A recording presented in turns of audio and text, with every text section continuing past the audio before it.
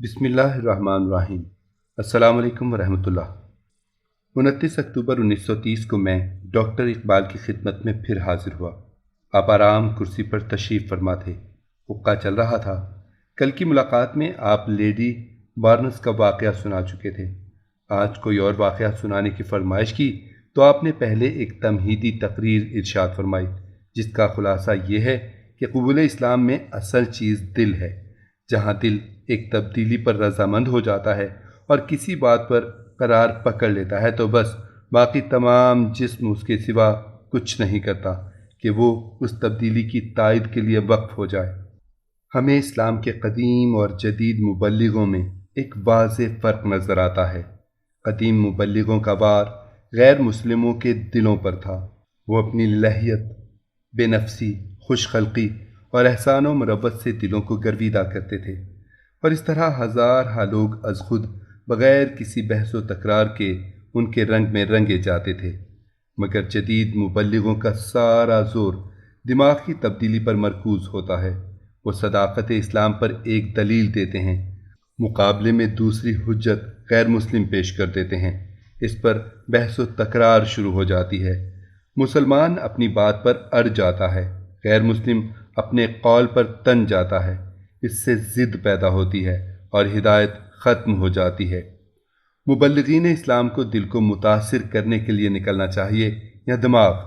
اس کے فیصلے کا آسان طریقہ یہ ہے کہ ہم فطرت کی روش کی پیروی کریں۔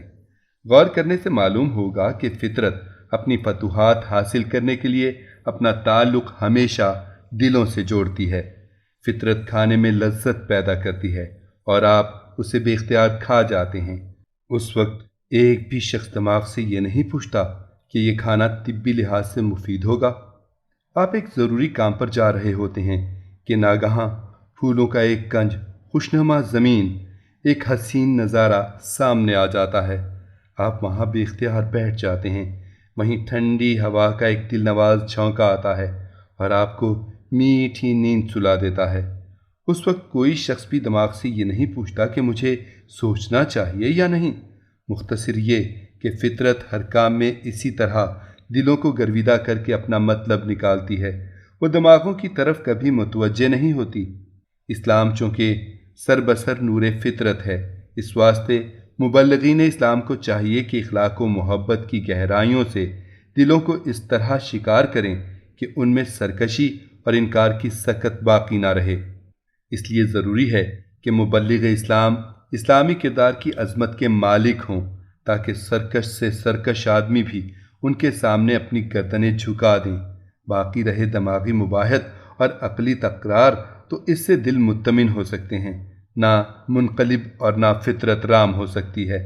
ڈاکٹر صاحب نے فرمایا، اب دیکھیے کہ دل کی دنیا میں کیسی دلیلوں پر عمل کیا جاتا ہے۔ چند سال پہلے کا ذکر ہے کہ یہاں ایک ہندو جج کا انتقال ہو گیا۔ اس کے کچھ عرصے کے بعد یکا یک یہ خبر مشہور ہوئی کہ ان کی بیوہ مشرف با اسلام ہو رہی ہے۔ یہاں کے ہندوؤں کو قدرتی طور پر اس واقعے سے تکلیف ہوئی۔ عورت کے عزیز و اقارب جمع ہو گئے اور اسے سمجھانے لگے۔ سب نے مل کر زور ڈالا کہ وہ مسلمان ہونے کے خیال سے دستبردار ہو جائے، لیکن اس تمام دباؤ کے باوجود عورت کے ارادے میں ذرا بھی تزلزل نہ آیا۔ عزیزوں کی ناکامی کے بعد دوسرا قدم جو اٹھایا گیا یہ تھا کہ ہندو دھرم کے مذہبی پنڈت اور پیشوا بلائے گئے۔ انہوں نے کتھائیں سنائیں، تاریخی حوالے دیے، مذہبی احکام بتائے، ہندو دھرم کی سچائی کی دلیلیں پیش کیں۔ تعلیم و تربیت کا یہ سلسلہ کئی دن تک جاری رہا، مگر عورت پر ذرا بھی اثر نہ ہوا۔ اس نے تمام مذہبی احکام سن لیے، آخر میں صرف یہ کہہ دیا کہ میں ضرور مسلمان ہوں گی۔ اب آریہ سماج کے مبلغ بلائے گئے۔ انہوں نے مخالفت کا دفتر کھولا، مسلمانوں کے مظالم پیش کیے، اسلامی احکام کی تردید کی، مسلمانوں سے نفرت دلائی، اورنگزیب اور محمود غزنوی کا ذکر چھیڑا، گائے کے نام پر اپیل کی۔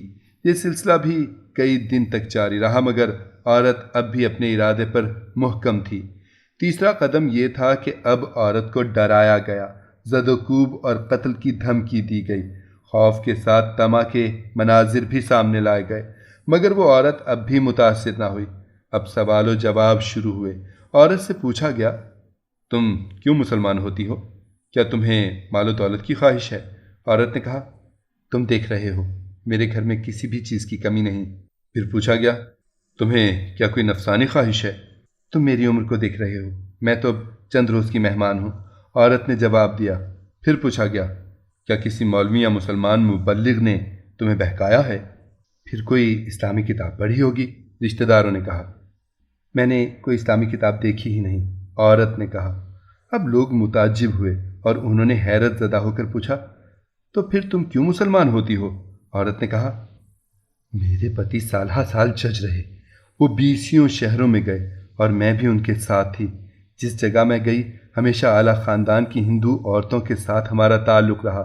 مسلمان عورتیں بھی کبھی کبھی ہمارے گھر میں آتی تھیں، مگر یہ سب خدمتگار ہوتی تھیں۔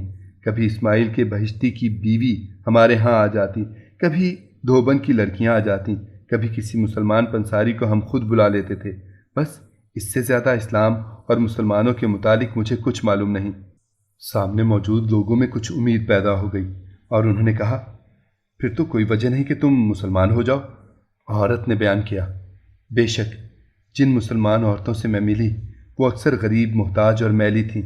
متمول گھرانے کی مسلمان عورتوں سے ملنے جلنے کا مجھے اتفاق نہیں ہوا، مگر ہندو عورتیں جن کے ساتھ رات اور دن میری نشست و برخاست تھی، سب امیر، متمول اور روشن خیال تھیں۔